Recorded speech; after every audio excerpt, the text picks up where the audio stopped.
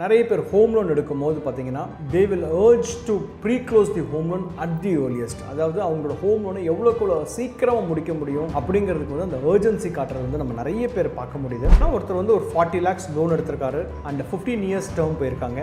5th year எண்டில் அவங்க வந்து போய் ஒரு க்ளோஷருக்காக போகிறாங்க அப்படின்னா என்ன மாதிரியான விஷயத்தெல்லாம் அவங்க கவனிக்க தவறுறாங்க. இதில் என்ன பியூட்டின்னு பார்த்தீங்கன்னா, நீங்கள் இந்த 31 lakhsலேருந்து நீங்கள் 21,000 rupees மந்த்லி வித்ட்ராயல் எடுத்தது போக பை எண்ட் ஆஃப் 10 years, அதாவது when you reach 15th year உங்களோட ஹோம் லோன் முடிக்கிற ஸ்டேஜ் வரும்போது you will be left with 50 lakhs corpus.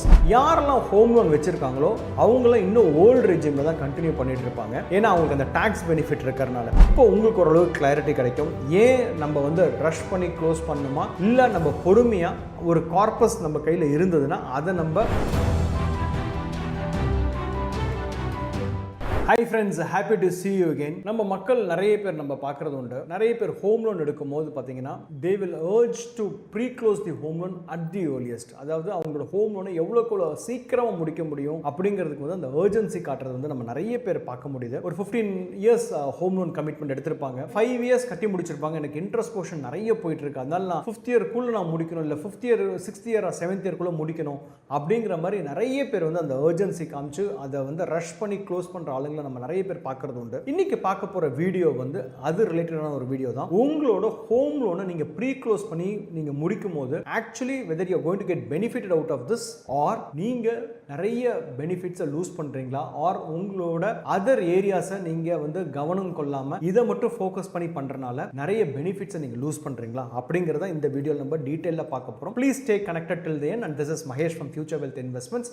உங்களுக்கு இன்வெஸ்ட்மெண்ட்ஸ் ரிலேட்டடாகவோ இல்லை உங்களுக்கு பர்சனல் ஃபினான்ஸ் ரிலேட்டடாகவோ ஆர் உங்களோட கரண்ட் போர்ட்ஃபோலியோவை நீங்கள் ரீஸ்ட்ரக்சரிங் பண்ணணும்னு நினச்சிங்கன்னா please feel free to contact us in this number. We are happy to help you out. Let me move on to the today's content. இன்னைக்கு இந்த வீடியோ வந்து நான் ஒரு சின்ன கேல்குலேஷனோட உங்களுக்கு நான் சப்மிட் பண்ண விரும்புகிறேன். ஸோ தட் உங்களுக்கு பெட்டராக அண்டர்ஸ்டாண்ட் பண்ணிக்க முடியும். நான் ஒரு கேல்குலேஷனோட கொடுக்கும்போது வெறும் நான் கான்செப்டை மட்டும் சொன்னேன்னா ப்ராபபிலி உங்களுக்கு பெரிய லெவலில் அது ரீச் ஆகாதுன்னு நான் நினைக்கிறேன். ஸோ இதை நான் எப்படி பண்ணியிருக்கேன்னா, ஒருத்தர் வந்து ஒரு 40 lakhs லோன் எடுத்திருக்காரு அண்ட் 15 years டேர்ம் போயிருக்காங்க.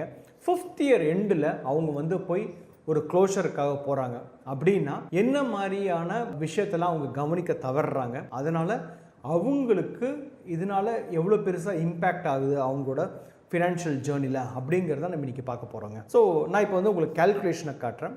Please watch the calculation very very closely. Loan amount பார்த்தீங்கன்னா நான் சொன்ன மாதிரி 40 lakhs.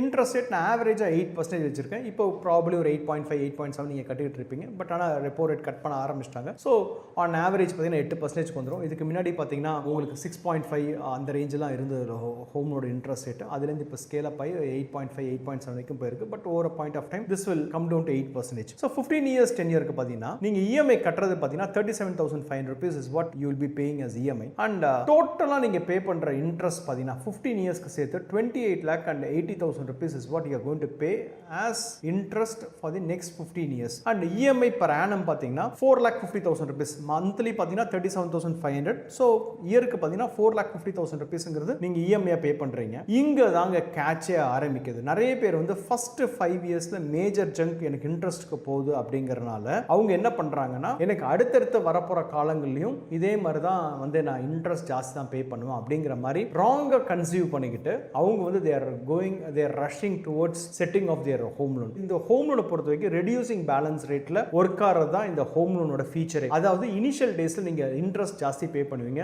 as years progresses உங்களோட நீங்க லோனுக்கு பே பண்ற இன்ட்ரெஸ்ட் வந்து நாள் போக போக வந்து உங்களுக்கு குறைஞ்சிக்கிட்டே வரும். அதுதான் reducing balance interest rate. So இப்போ இங்க பாத்தீங்கன்னா உங்களுக்கு இனிஷியலா first 5 yearsக்கு 22 lakh and 50,000 rupees is what you would have paid as EMI.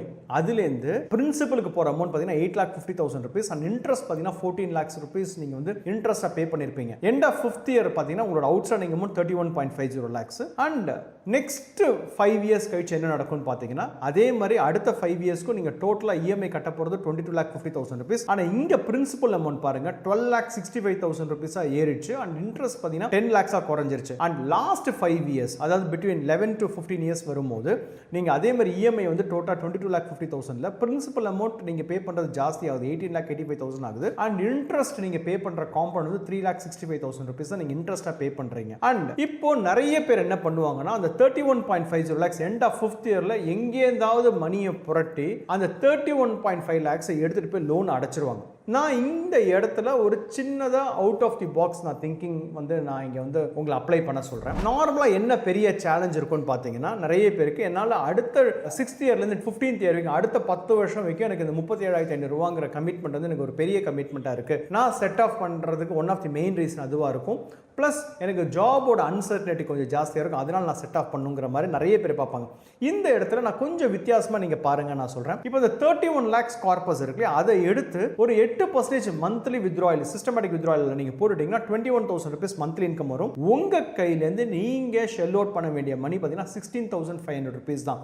இதில் என்ன பியூட்டின்னு பார்த்தீங்கன்னா நீங்கள் இந்த 31 lakhsலேருந்து நீங்கள் 21,000 rupees மந்த்லி வித்ட்ராயல் எடுத்தது போக பை எண்ட் ஆஃப் 10 years, அதாவது when you reach 15th year உங்களோட ஹோம் லோன் முடிக்கிற ஸ்டேஜ் வரும்போது you will be left with 50 lakhs corpus. நீங்க அந்த 31.50 lakhs நீங்க எடுத்துட்டு போய் அந்த கடனை அடைச்சிட்டீங்கன்னா இந்த 50 lakhs corpus கிரியேட் ஆயிருக்காது இல்லையா?